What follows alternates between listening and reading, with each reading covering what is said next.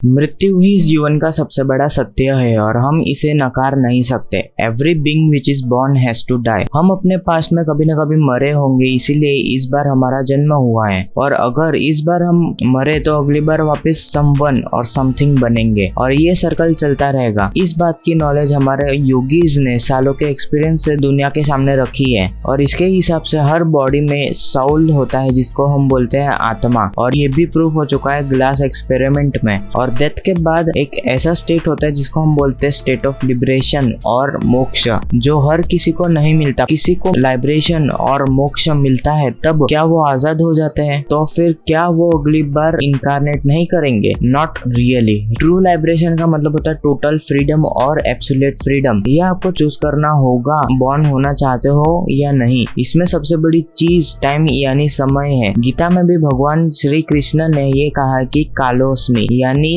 I am the time. Time ही किसी चीज को क्रिएट करता है और वो अकेला ही उसको मारता भी है। और ये टाइम का ना नकारने जाने वाला लॉ है। पर एक्चुअल क्वेश्चन है कि जब कोई मर जाता है तब उनके पर्सपेक्टिव से उनको क्या दिखता है। और दुनिया में इतने सारे केसेस हैं जहां लोग मौत के मुंह से बाहर आए हैं, यानी उन्होंने नियर डेथ एक्सपीरियंस किया है। और स्टेटिस्टिक की माने तो वर्ल्ड में 5 से 10% लोगों ने ये एक्सपीरियंस किया है। तो उन सारे कंक्लूजन्स को मिला दिया जाए और कंपाइल्ड कैरेक्टरिस्टिक्स बनाई जाए तो उन लोगों को पीस, पेनलेसनेस और पॉजिटिव इमोशंस का सेंस होता है। और एक अजीब सा सेंस होता है जो उन्हें बिलीव कराता है कि उनका वर्ल्ड से रिमूवल हो चुका है। और बहुत लोग आउट ऑफ बॉडी एक्सपीरियंस करते हैं, यानी खुद के बॉडी को बाहर के पर्सपेक्टिव से देखना। बहुत लोगों ने टनल एक्सपीरियंस, डार्कनेस में एंटर करना, rapid movement, powerful light emergence और एक इंटेंस और स्ट्रॉन्ग फीलिंग जो अनकंडीशनल लव और एक्सेप्टेंस की होती है, ये सब रिपोर्ट किया है। तो रिसर्चर्स ने इस पे से मरने के बाद क्या होता है इसके कुछ स्टेजेस निकाले हैं, जो कि है सबसे पहले पीस यानी शांति का अनुभव होता है, फिर बॉडी से सेपरेशन और अंधेरे में जाना, लाइट दिखना और लाइट में चले जाने, ये कुछ स्टेजेस थे।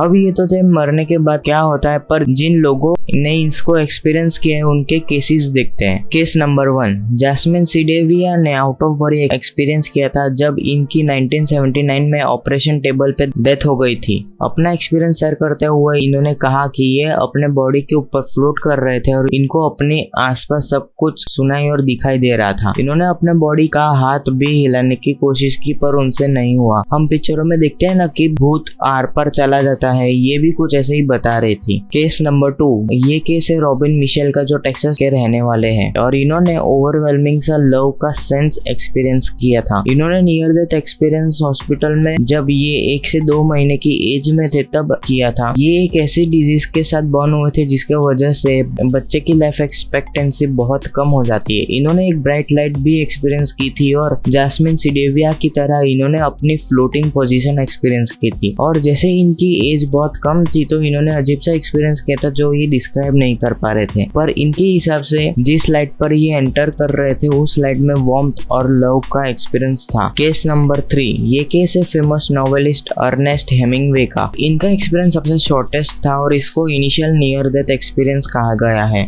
और इन्होंने सिर्फ एक ही चीज कही थी कि इन्होंने अपने सोल को अपने बॉडी से बाहर निकलते हुए एक्सपीरियंस किया था। तो इन शॉर्ट हम दूसरे लोगों को नहीं बता सकते कि डेथ के बाद क्या होता है। और मैंने जो ये सब केसेस सुना है वो नियर डेथ एक्सपीरियंस के हैं और हो सकता है कि इन्होंने जहां तक देखा हो और साइंटिस्ट ने जहां तक रिसर्च किया उसके आगे भी कुछ हो। अब तो ये सिर्फ वही लोग एक्सपीरियंस कर सकते जिनकी डेथ हो गई है, पर वो हमें अपना एक्सपीरियंस शेयर नहीं कर सकते। तो बस इतना ही था इस वाली वीडियो के लिए। अगर पसंद आई हो तो लाइक कर देना और ऐसे इंटरेस्टिंग टॉपिक के साथ हम आपको अगली वीडियो में मिलते हैं। तब तक के लिए बाय।